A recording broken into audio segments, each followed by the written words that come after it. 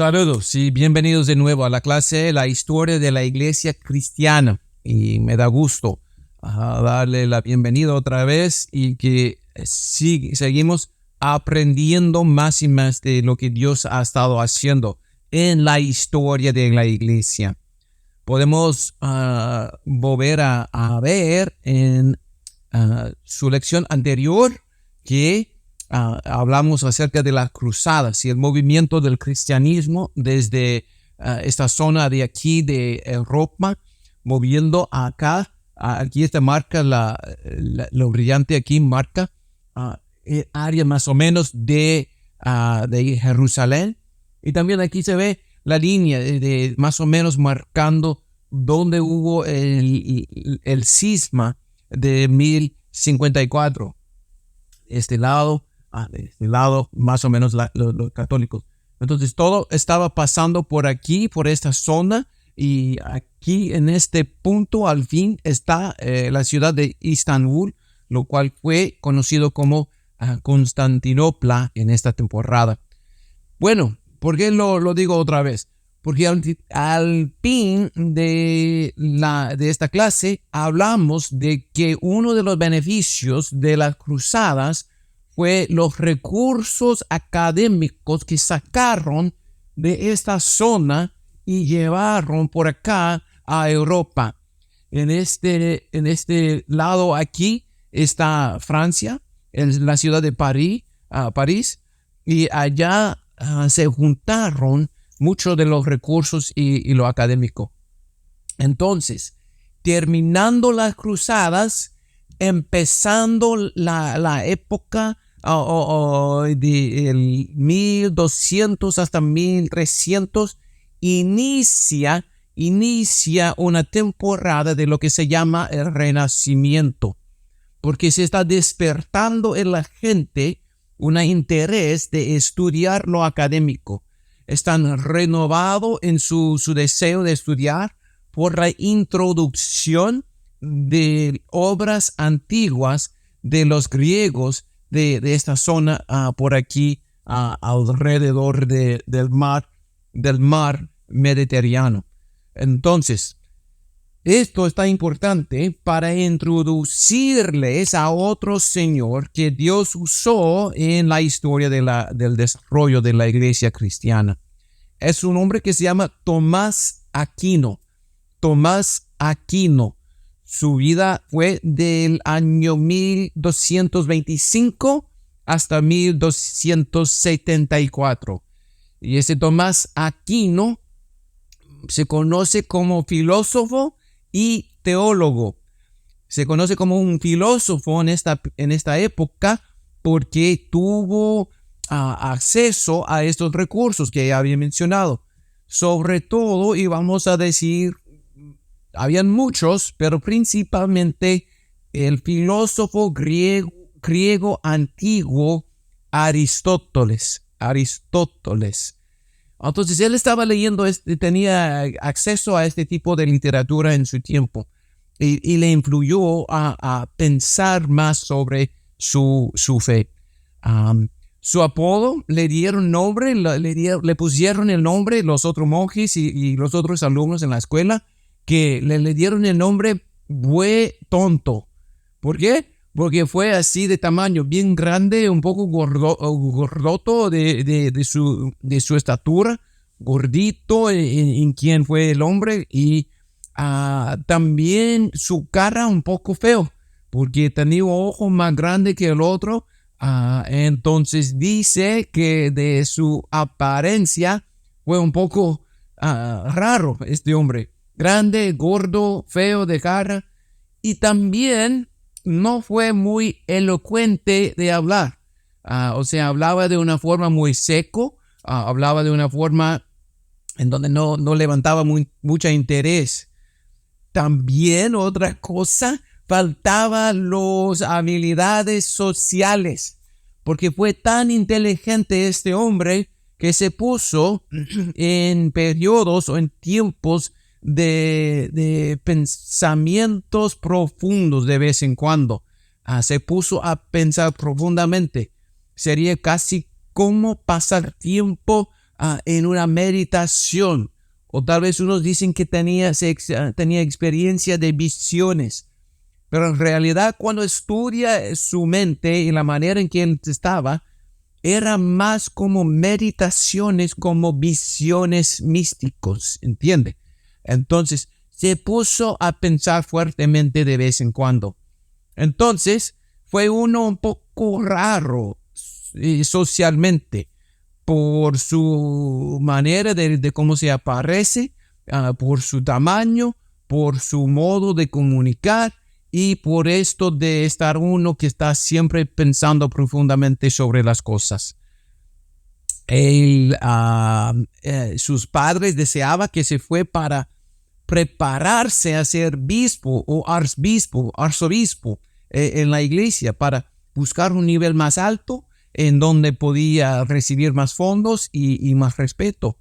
Pero él resistió y se dedicó a los estudios. Y de hecho se fue a París, en Francia, para estudiar. Y allá encontró todos los recursos. Y esto le ayudó mucho a pensar más grandemente de las cosas de su fe. Fue un hombre dedicado a la fe. Dijo Tomás acerca de sus estudios: en la teología sagrada, todas las cosas se tratan desde el punto de vista de Dios. Entonces, en lo que él estaba estudiando y lo que él estaba escribiendo, siempre quiso mantener no tanto un equilibrio, pero entender bien la relación entre la fe y la razón, entre la fe y su habilidad de pensar y formular argumentos razonables.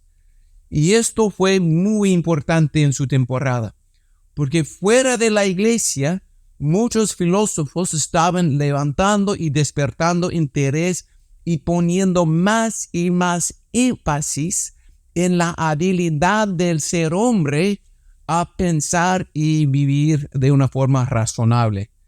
Por primera vez hay gente fuera de la iglesia estudiando, preparándose y para pensar de una forma secular fuera de la iglesia. Entonces, es importante que dentro de la iglesia, Dios está usando a Tomás a estudiar la palabra de Dios, formulando sus teologías acerca de Dios, acerca de Cristo, pero también al lado aprendiendo cómo pensar razonablemente como cristiano informado de la palabra de Dios. Entonces es clave lo que es este hombre. Unos dicen que él quiso mantener en equilibrio la fe y razón, pero al estudiarlo bien se ve que él quiso mantener siempre en adelante la fe, la palabra, lo que cree de Dios, de la palabra y la enseñanza de Dios que viene de la palabra de Dios, y ponerlo al lado como apoyo a lo que es razón. Entonces, al final de su vida, él escribió una obra bien grande. Él escribió la obra que se llamaba Summa Theologia. Summa Theologia, que escribió este Tomás, en donde incluyó toda su teología de Dios, de Cristo, de la palabra de Dios. Ahí está todo. Lo que él hizo fue, la manera en que lo escribió fue de esta manera: escrito del punto de vista de fe, apoyado con argumentos de razón. Entonces, cuando él empezó a hablar acerca de nuestro Dios, doctrina propia de Dios, escribió sobre doctrina propia de Dios, y entonces al final tomó los 5 argumentos de Aristóteles y los conformó un poco para dar apoyo razonable a lo que cree por fe acerca de la existencia de Dios. Él entendió que no necesitamos defender o presentar que Dios existe simplemente por argumentos razonables.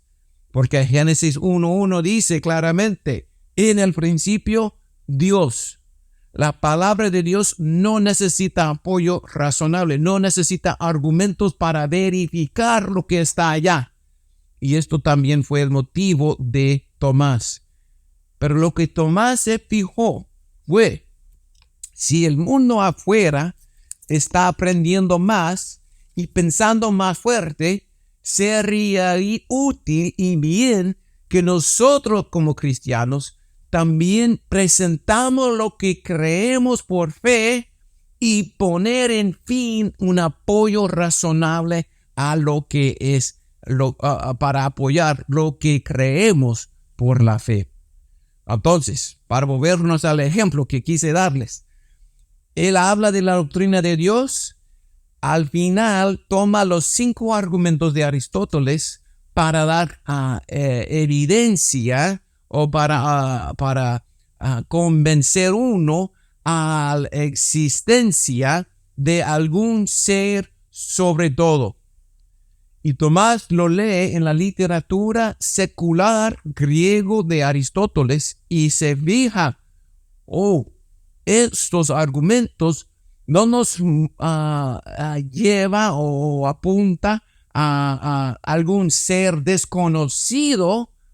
Podemos aplicarlos también a la existencia de nuestro Dios y así presentar una palabra de fe, y al lado un argumento razonable para apoyar o sostener en la posición de nuestro Dios. Entonces tomó los 5 argumentos de Aristóteles. Primeramente, que todo lo que mueva necesita algo que lo movió, o sea, el movedor inicial. Para todo lo que se mueva necesita un movedor inicial. Segundamente, tomó el argumento que está muy parecido, que para cualquier cosa en donde se ve un efecto, necesita alguna causa, algo que causó este efecto. Y como lo que vemos aquí en el mundo existe, sabemos que hubo alguna causa inicial. Entonces, primeramente, un movedor inicial. Segundamente, una causa inicial. Y terceramente, dice, habla de la relación entre lo posible y lo necesario. Es posible que nosotros existemos. Para poder existir, hay algo necesario para que podamos estar aquí. Lo necesario, él dice, es nuestro Dios. Entonces, habla también de los grados de perfección. En este argumento se ve algo un poco similar al argumento de lo que formuló Anselmo. Y para mí es muy interesante pensar que en los años 300 años antes de Cristo, Aristóteles está escribiendo y pensando en que si algo puede ser más perfecto, no es el más perfecto. Entonces, si puede bajar en su perfección, no es perfecto. Lo que es perfecto necesita ser perfecto y por eso existe.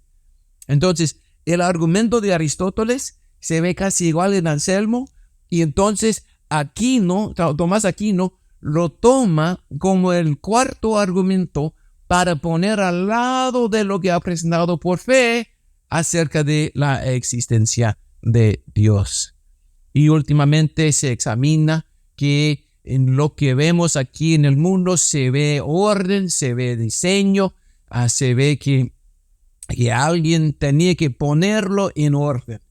Entonces, un gran diseñador, alguien que hizo el diseño de todo lo que existe.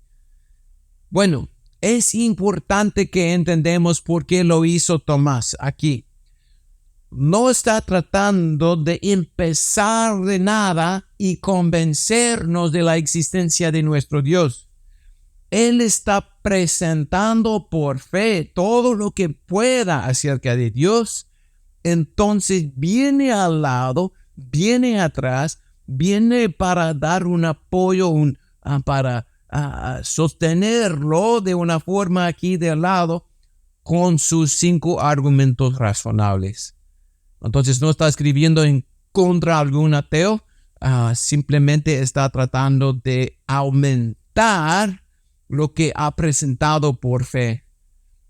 Y vemos aquí también esto es solamente un ejemplo de toda su suma teología, pero es un ejemplo también de estos beneficios que vemos de las cruzadas, que la literatura, toda la información que estaba aquí, pasó aquí a Europa para que, y los hombres que Dios está usando en esta temporada, tienen acceso a la palabra, tienen acceso a su relación con fe, y también tienen acceso a estos otros argumentos y pensamientos y esta literatura para ampliar, para seguir aumentando lo que nosotros como iglesia puede aprender y estudiar en el camino de nuestra fe.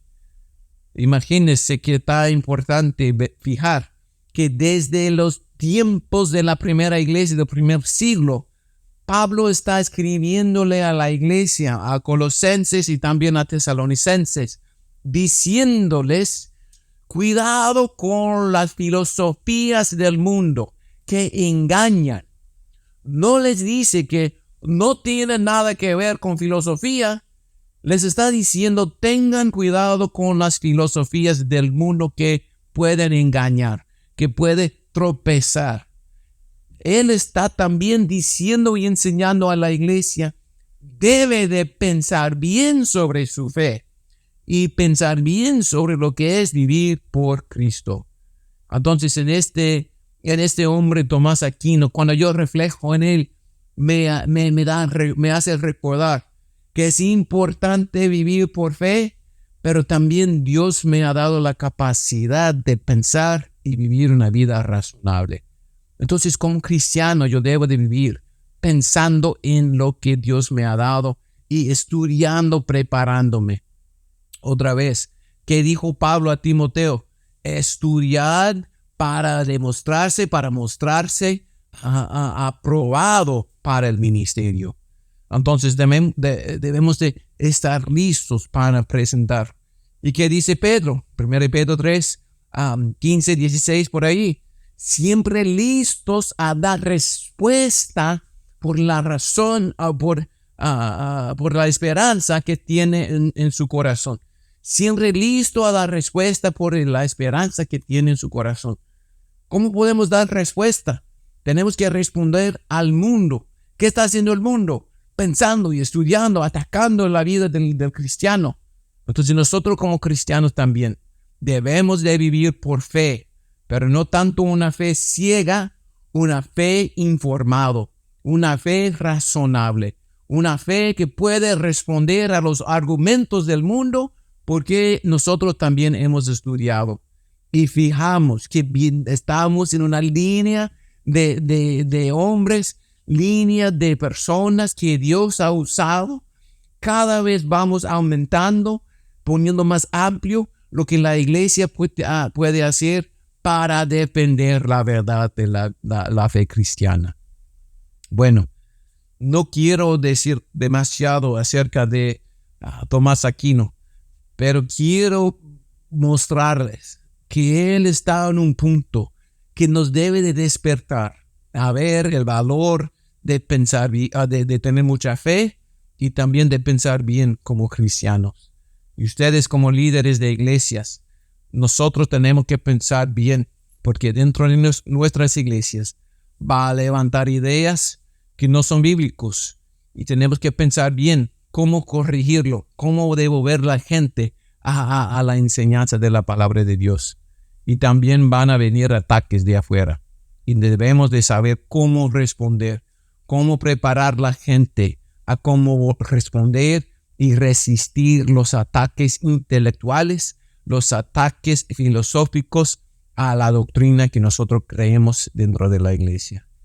Bueno, hermanos, me gusta mucho Tomás Aquino, un gordito, feíto, pero usado por Dios para introducirnos a una relación importante de la fe y razón, y como nosotros como cristianos debemos de vivir vidas de fe, pero vidas razonables.